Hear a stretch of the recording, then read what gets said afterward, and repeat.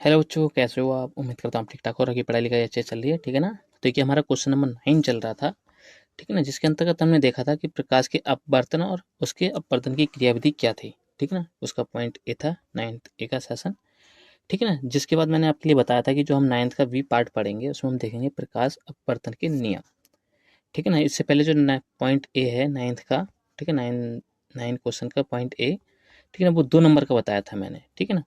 और प्रकाश का अपवर्तन के नियम, ठीक है ना, ये 1 या 2 नंबर में पूछे जाते हैं, ठीक है ना।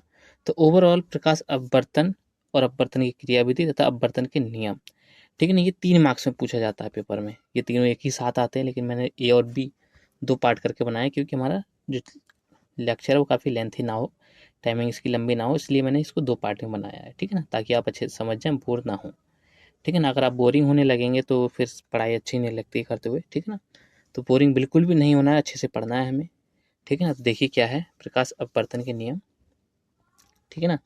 यहाँ पे जो डायग्राम मैंने ले रखा है पिछले लेक्चर का ले रखा है, ठीक है ना, तो आप अच्छे से समझ लें इसको फिर से, अगर आपने वहाँ ना समझा हो तो, ठीक है ना। तो सबसे पहले हम देख लें नियम, नियम क्या है हमारे यहाँ से, प्रकाश अपवर्तन के नियम। जिसमें प्रथम नियम कह रहा है कि आपतित प्रकाश किरण तथा अपवर्तित प्रकाश किरण व आपतन बिंदु ओ पर खींचा गया अभिलंब तीनों तल के एक ही बिंदु पर होते हैं, ठीक है ना। इसका क्या मतलब है कि आपतित प्रकाश किरण, यहाँ से चलते हैं फिर से, ठीक है।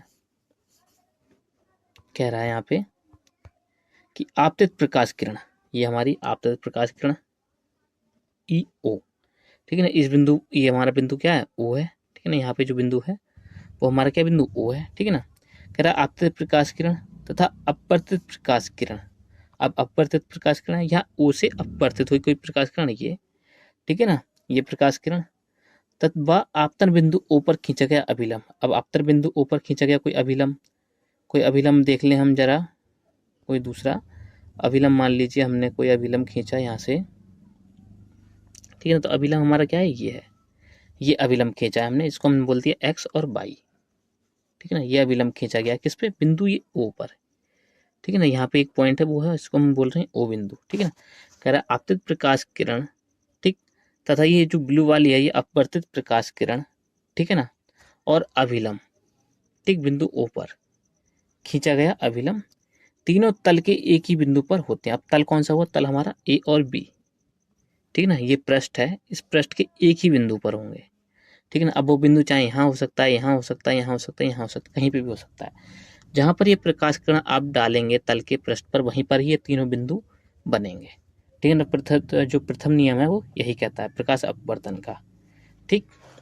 आप देखिए द्वितीय नियम क्या कहता है, सेकंड नियम इसका कह रहा है, सेकंड नियम कह रहा है कि नहीं, दो माध्यमों N1 तथा N2 कांच के लिए, ठीक है ना। कह रहा है जो N1 है वो कांच के वायु के लिए है, और जो N2 है वो कांच के लिए है, ठीक है ना। दो माध्यम है N1 व N2 के लिए श्वेत प्रकाश किरण के एक रंग के प्रकाश किरण की लिए, ठीक है ना।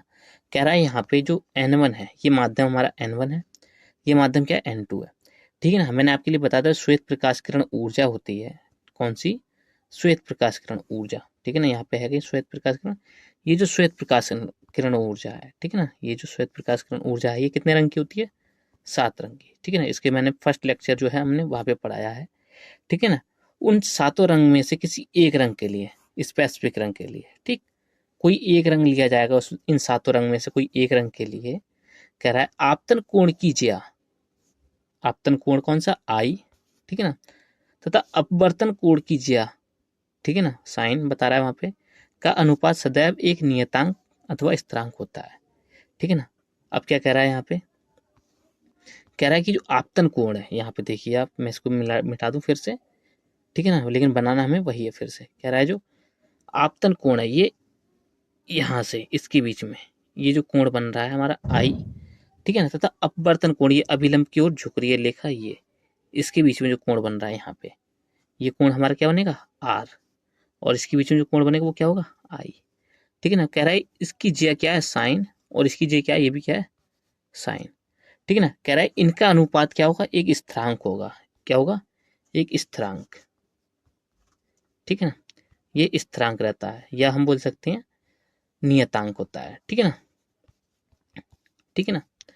तो यही है क्या, दूसरा नियम इसका, ठीक, कि आपतित प्रकाश किरण की जिया अभिलंब के साथ में कोण बनाएगी, ठीक, तथा अपवर्तित प्रकाश किरण की जिया अभिलंब के साथ में कोण बनाएगी, ठीक है ना। और इन दोनों का अनुपात क्या होता है, एक स्थिरांक होता है, ठीक है ना। वो स्थिरांक क्या होता है, देखिए कह रहा है यहाँ पे कि एक स्थिरांक होता है, ठीक।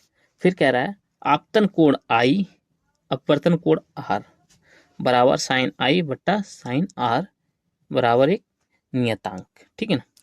तो कह रहा है आपतन कोण की जिया क्या है, साइन है, ठीक है ना, जो क्या बता रहा है आई के लिए। फिर कह रहा है अपवर्तन कोण की जिया क्या है, वो भी क्या है, एक साइन है, ठीक है, जो क्या है आर, ठीक है। अब कह रहा है इन दोनों का अनुपात जो होगा वो क्या होगा, एक स्थिरांक होगा, नियतांक होगा, जिसको हम क्या बोलते हैं एन, ठीक है ना। तो साइन आई अपॉन साइन एन क्या एक स्थिरांक है, और जो एन क्या होता है, एक अपवर्तनांक होता है, ठीक है ना। अपवर्तनांक क्या होता है, मतलब कि इस माध्यम के सापेक्ष इस माध्यम में क्या चाल है, ठीक है ना। कहने का मतलब है कि माध्यम n1 के सापेक्ष n2 में क्या चाल है, किसकी, माध्यम के सापेक्ष इसके लिए, ठीक है ना। कि मान लीजिए प्रकाश किरण कोई यहाँ से चल रही है और इसमें जा रही है, ठीक है ना। तो इस प्रकाश किरण के लिए यहाँ पे जो मान आएगा वो क्या लाएगा, वो क्या कहलाएगा, अपवर्तनांक कहलाएगा, अपवर्तनांक का मान, ठीक है ना। चलिए फिर आगे देखिए, कह रहा है यहाँ पे इसे स्नेल का नियम भी कहा जाता है, ठीक है ना। अब ये देखिए बहुत ही इंपॉर्टेंट क्वेश्चन हो गया यहाँ से, ठीक। या तो आपके लिए पूछ लिया जाएगा पेपर में स्नेल के नियम को लिखिए, ठीक है, तथा इसको समझाइए, 1 नंबर में या 2 नंबर में पूछ लिया जाएगा, ठीक।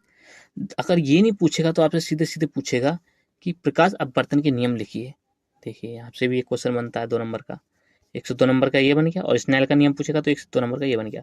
तो ओवरऑल ये 2 प्रकार से पूछा जाएगा, और जो क्या है 2 मार्क्स में आएगा ही आएगा, ठीक है ना। आपके लिए डायग्राम भी बनाना पड़ेगा, दिखाना भी पड़ेगा, ठीक है ना, और ये बाकायदा लिखना भी पड़ेगा, ठीक। फिर कह रहा है यहाँ पे तथा नियतांक n को पहले माध्यम के सापेक्ष दूसरे माध्यम कांच का अपवर्तनांक कहा जाता है, ठीक है ना। अपवर्तनांक का मतलब क्या हुआ कि अपवर्तनांक किसके लिए है, प्रकाश की चाल के लिए, कि प्रकाश की चाल पे क्या इफेक्ट पड़ता है, कि माध्यम परिवर्तन से, ठीक है ना। तो इतना ही था इसका जो है प्रकाश अपवर्तन के नियम में, ठीक है ना। अगर वीडियो अच्छा लगा है तो प्लीज़ लाइक कर लीजिए, सब्सक्राइब भी कर लीजिए, ठीक है ना। और अपने फ्रेंडों के साथ में डिस्कस ज़रूर करिए, ठीक, क्योंकि अच्छे से समझे हैं आप तो अच्छे से समझाइए भी उनको, जिससे आपके कॉन्सेप्ट अच्छे से और भी क्या हो जाएंगे, क्लियर हो जाएंगे कॉन्सेप्ट है। कॉन्सेप्ट जितने आपके क्लियर होंगे तब बेस्ट आपका क्या रहेगा, रिवीजन रहेगा, ठीक है ना। पेपर में परफॉर्मेंस भी आपका कैसा रहेगा, बेटर रहेगा, ठीक है ना। मिलते हैं अगले लेक्चर में, all the best, bye bye.